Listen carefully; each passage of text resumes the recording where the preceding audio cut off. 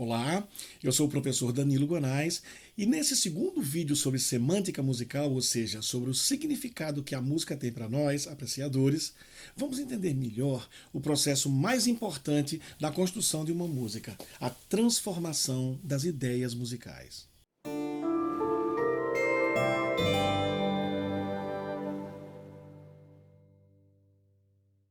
Uma ideia musical, da mesma maneira que uma ideia comum, se desenvolve por transformações simples ou complexas, gerando novas ideias que dão ao discurso seu caráter dinâmico e expressivo. No caso da música, qualquer dos planos de estruturação, seja ele melódico, rítmico, harmônico, textural, etc., serve como campo para essas transformações. Vejamos algumas das mais comuns. A transposição é a apresentação da ideia em outra altura. Se a transposição levar a ideia musical para uma outra oitava, acima ou abaixo, teremos um tipo de transposição chamado mudança de registro, que os compositores do classicismo usaram muito no final das suas obras. Vejam, por exemplo, como Mozart termina o primeiro movimento de sua Sonata 1.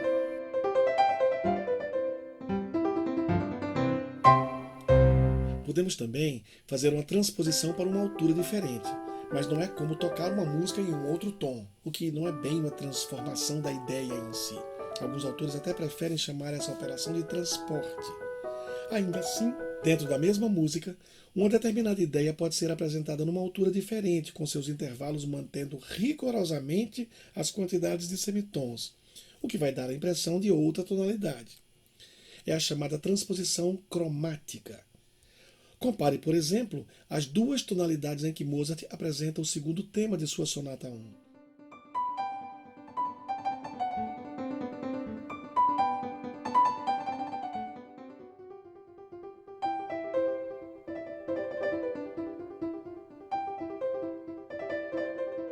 Elas são exatamente iguais na quantidade de semitons de seus intervalos.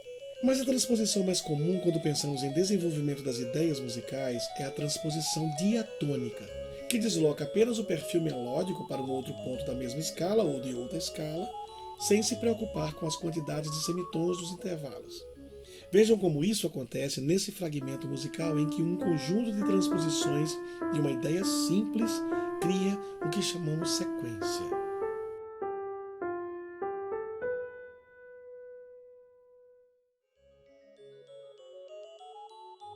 Observe no final desse fragmento um outro processo que consistiu em aproveitar apenas parte da ideia.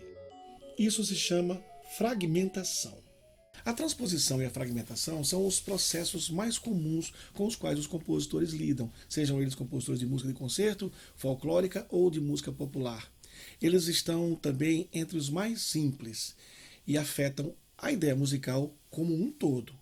Mas existem processos que podem transformar aspectos localizados dentro de uma melodia, como mudanças intervalares, em que um ou mais intervalos são modificados para produzir variações que interessam ao compositor.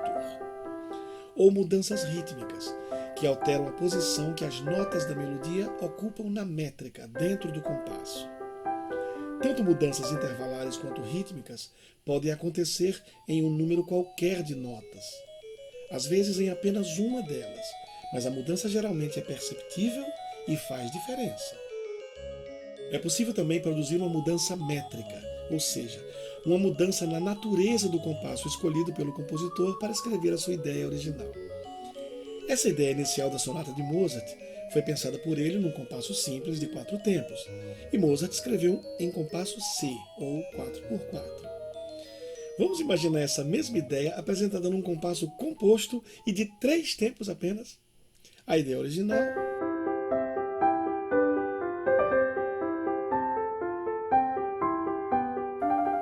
poderia ficar assim.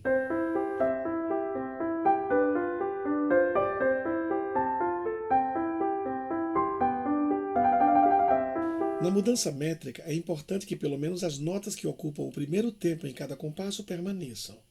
Isso garante a clareza na comparação entre a métrica original e sua transformação, ainda que outras notas possam mudar sua posição dentro dos compassos. Um processo de transformação muito comum desde o Renascimento também é a ornamentação, o acréscimo de notas à ideia original. É como se você enchesse as lacunas da partitura, o espaço entre as notas, com notas de menor duração. Esse tipo de recurso é muito usado no jazz e na música do barroco, quando se precisa repetir uma parte qualquer da música, e aí essa repetição é embelezada pela adição de notas, ou seja, é ornamentada. Em antigos tratados de música, o processo de ornamentação foi chamado de glosa, diferência ou diminuição. Nesse caso, porque fazia uso sempre de notas de menor duração. Hoje, no entanto, chamamos de diminuição um outro processo de transformação, que consiste em substituir todas as notas da ideia original por outras de duração proporcionalmente menor, como a metade, por exemplo. Vejam nesse exemplo original.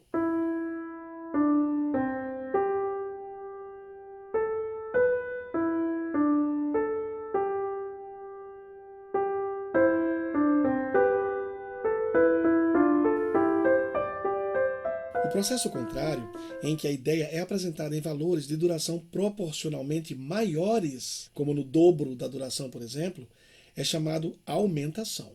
No século XVI, o grande compositor franco-flamengo Josquin des Prez escreveu um cânone a duas vozes. Nós já vimos que num cânone, cada voz repete a primeira voz que entra, mas nesse cânone, Josquin começa com as duas vozes ao mesmo tempo, mas a voz superior é uma aumentação da voz inferior, com cada nota da melodia duplicada em sua duração. Ouça o início.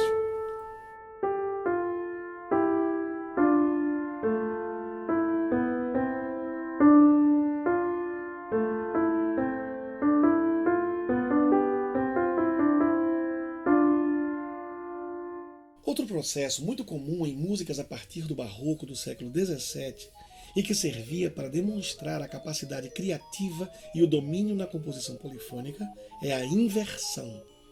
Inverter uma ideia musical é simplesmente trocar o sentido dos intervalos da melodia.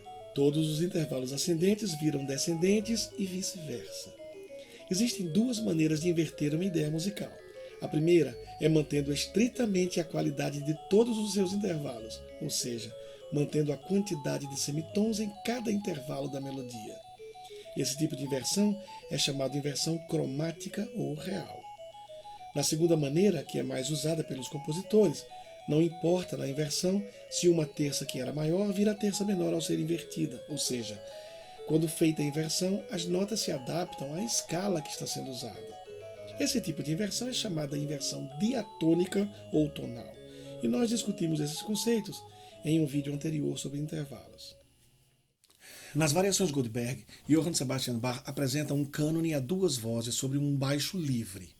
Aqui temos um processo de inversão diatônica ou tonal, que usa as notas da tonalidade sem se preocupar com o tamanho exato que os intervalos tinham antes da inversão. Vamos ouvir o início.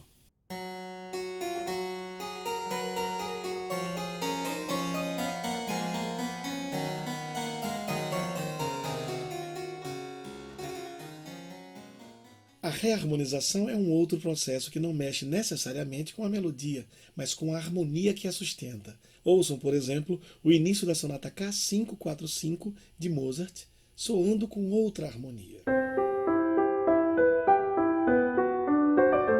Existe um outro processo muito curioso de transformação das ideias musicais. Eu digo curioso porque, apesar de ser um processo de transformação usado desde a Idade Média até os dias de hoje, ele é praticamente imperceptível para o ouvinte. Esse processo chama-se retrogradação e consiste simplesmente em apresentar as notas da melodia de trás para frente.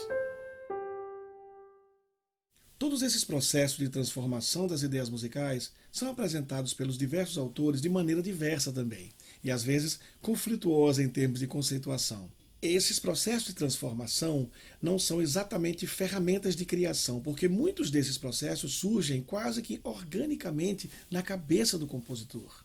Mas eles servem como exemplo para instruir jovens compositores. E através da análise desses processos criativos, é possível chegar mais perto do gênio dos grandes mestres. Então vamos tentar ir um pouco mais profundo na cabeça de um dos maiores gênios musicais de todos os tempos, Johann Sebastian Bach. Em 1741, Bach publicou as suas Variações Goldberg, um conjunto de 30 variações para cravo a partir de uma área escrita em sol maior. Como se não bastasse as variações Goldberg serem em si quase um tratado prático sobre cânones, Bach resolveu compor ainda 14 outros cânones, que foram descobertos somente em 1974. São os 14 cânones sobre as primeiras 8 notas fundamentais da área. Vamos olhar primeiro para essas 8 notas. Perceba que o segundo conjunto de 4 notas é o primeiro conjunto de trás para frente, sendo que as primeiras notas são transpostas uma terça abaixo e a última muda de registro, ou seja, muda de oitava, provocando também uma mudança intervalar no conjunto, com a quarta ascendente transformando-se numa quinta descendente. Todo esse conjunto de 8 mínimas pontuadas é diminuído para um novo conjunto de 8 semicolcheias. O novo conjunto é então invertido como num espelho e dá origem à melodia do 14º cânone, a 4 vozes, cujo início eu escolhi como exemplo. A melodia que dá início a esse cânone também é construída por uma série de transformações. Primeiro, a ideia sofre uma transposição cromática, ou seja, com todos os intervalos preservados em suas quantidades de semitons, mas soando uma quarta abaixo. Depois, por pequenos processos de fragmentação que utilizam apenas o gesto inicial da ideia básica, a melodia do cânone continua. Em seguida, o novo conjunto de semicolcheias é invertido novamente, e a melodia segue com as 8 notas originais da base harmônica do início da área das variações de Goldberg, num registro bem mais agudo. Uma nova transposição do grupo de semicolcheias, agora uma terça acima, é acrescentada. E a melodia de nosso exemplo conclui com mais uma inversão transposta do conjunto de 8 semicolcheias. Vamos ouvir agora o início da melodia principal desse cânone.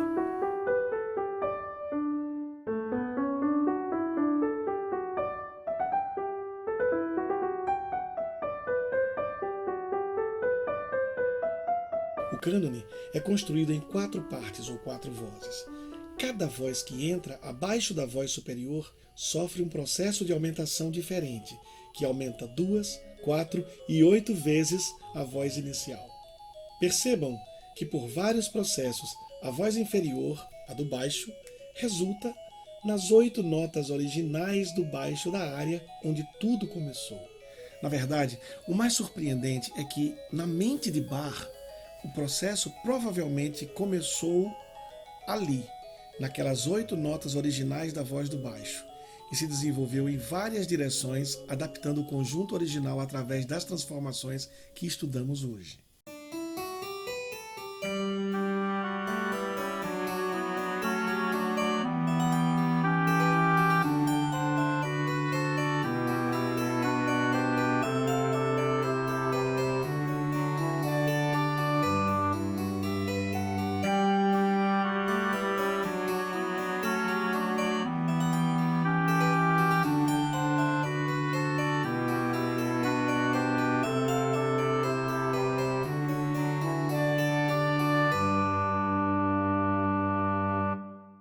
E quer se surpreender ainda mais? Bach fez tudo isso e toda a sua obra sem usar instrumentos musicais para compor. Só papel e tinta na mesa. Todo esse jogo complicado de escolhas e soluções foi feito aqui, na cabeça dele. No nosso próximo vídeo, Música de Quem? Falaremos sobre referências musicais, ou por que certas melodias são tão semelhantes a outras músicas de outras épocas e de outros autores. Nos vemos lá.